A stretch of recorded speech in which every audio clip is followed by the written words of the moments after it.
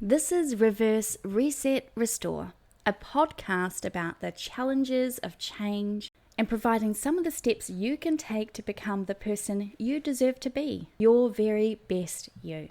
I'm Sally, and I'm sharing my personal journey from self-hatred to self-love and acceptance. Change comes from within.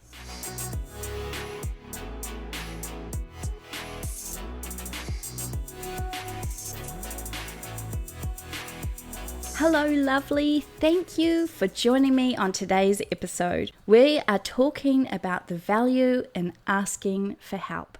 This is part of our 31 Days of Self-Care series for Mental Health Awareness Month. So if you're joining us for the first time, stick around for tips and techniques on 31 different self-care practices you can incorporate into your life. Ever felt like you really need help, but you just can't ask for it? Even the most simple of requests become like a battleground in your mind over whether it's right or fair or just to ask others to help you out. Some of us have had this behavior of not asking for help modeled in our families. We've been taught it's a weakness or character flaw, and that has translated into driving people into stoicism and perfectionism. Some of us have been taught that asking for help gets us nowhere with some of the people in our lives.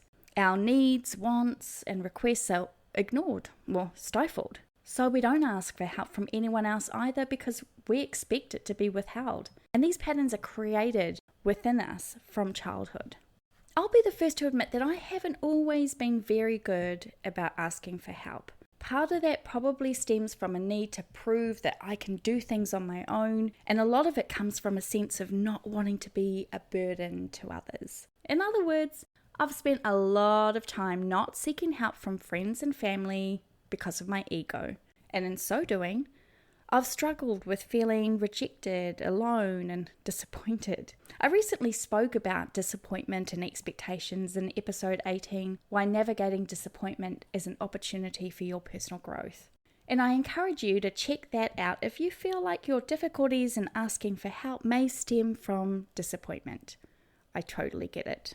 In recent years, I've come to see that my refusal in asking for help or letting people know where I'm at in terms of my feelings or experiences mostly come out of this weird sense of needing to protect them, and it's robbed others in my life from being able to really support me. Does that make sense? When we think of ourselves as a burden, we're basically making an assumption that the people who love us think that too. And I can't speak for your personal circumstances, but I know that there are plenty of people in my life who would step in and up if or when I reach out. Still, there are times when there is definitely a mental block in doing so, stemming from my own sense of worth and my fears. In today's episode, I want to remind each of us that while asking for help, especially when you're feeling low, discouraged, depressed, can be really challenging, but it's a crucial step in getting the support and care you need. We all deserve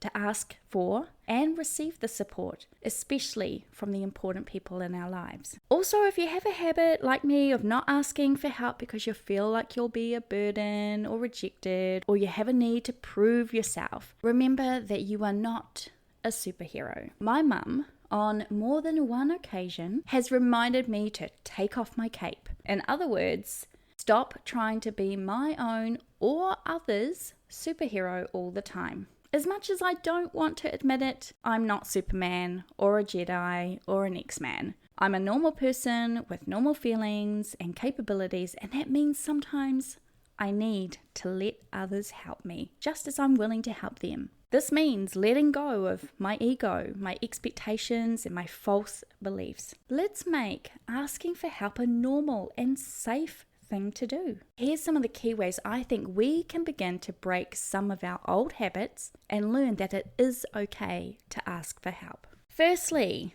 it's important to acknowledge and accept your feelings. Understand that it's okay to not be okay. Depression and other mental health issues, or just your normal everyday feelings, are real and valid. Secondly, I want you to identify someone in your life that you can trust. Think about who in your life you trust and feel comfortable talking to. This might be a close friend, a family member, your partner, or it could be a mental health professional. The third thing is to choose the right time and place. Find a quiet, private, and comfortable space to talk. Ensure you have enough time to discuss your feelings without being rushed. Number 4 is being open and honest. When you're ready to talk, be honest about what you're experiencing. You don't need to have all the answers or explain everything perfectly. Just share what you're comfortable sharing. Number 5, use I statements. Express your feelings using I statements to convey your emotions and thoughts without blaming or accusing. For example, say, I've been feeling really down and discouraged lately, rather than you're making me feel miserable. Be specific. Try to be specific about how you've been feeling, how long it's been going on, and any patterns or triggers you've noticed. This information can help the person understand your situation better. Number 7, express your needs. Clearly communicate what kind of support or help that you're looking for. It could be someone to talk to, a listening ear, assistance with daily tasks, a guidance in helping you find some professional help. If you've thought about treatment options such as therapy or medication, you might want to share your preferences with the person that you're talking to. If you're unsure, express your willingness to explore those different options as well. Number 9 is about listening actively. Just as we're asking our friends to listen actively to what we're saying and sharing, we also need to be open to their responses as well. They may have questions or concerns, and it's important to listen and address them with empathy. Number 10, if your depression or low mood is severe or persistent, consider reaching out to a mental health professional such as a therapist or a psychiatrist. You can ask your trusted friend for assistance in finding the right professional, or even going along to some sessions with you if you feel that that's the kind of support that you need. Number 11, in many countries there are helplines and crisis services available 24/7 for people who are in emotional distress. So if you feel like you don't have someone in your life that you can have these kind of deep and meaningful discussions with or share what you're going through, don't hesitate to use those resources if you need immediate help. Number 12, this is not so much about the talking part that you're going to do with someone. It's just actually understanding that you need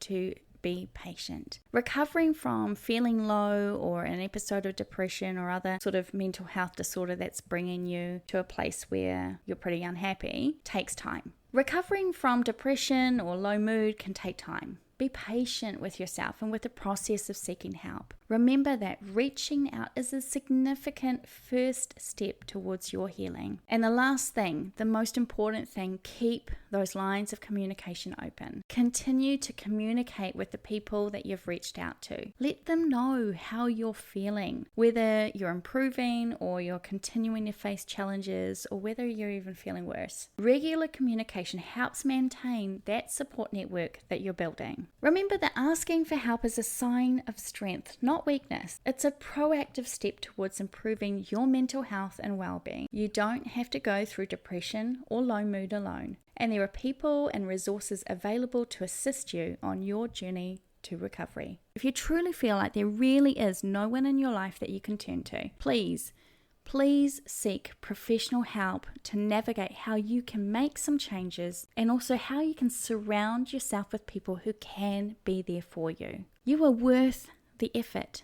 You are worth being heard. And you're worth getting out of your own way. So take off your cape, set down the ego and all its little nagging fears, and know you're stronger than you think you are. Also, just bear in mind that you asking for help could be the very thing that empowers someone else in their own journey as well. Thanks for joining me today. Be sure to come back tomorrow for another daily self-care strategy. And if you can, like, share, subscribe so you don't miss an episode. You can reach out to me via the Reverse Reset Restore Facebook page. I'd love to chat. Next time you're struggling to ask for help, consider the following from singer-songwriter Amanda Palmer. Asking for help with shame says, "You have the power over me." Asking with condescension says, "I have the power over you." But asking for help with gratitude says, "We have the power to help each other."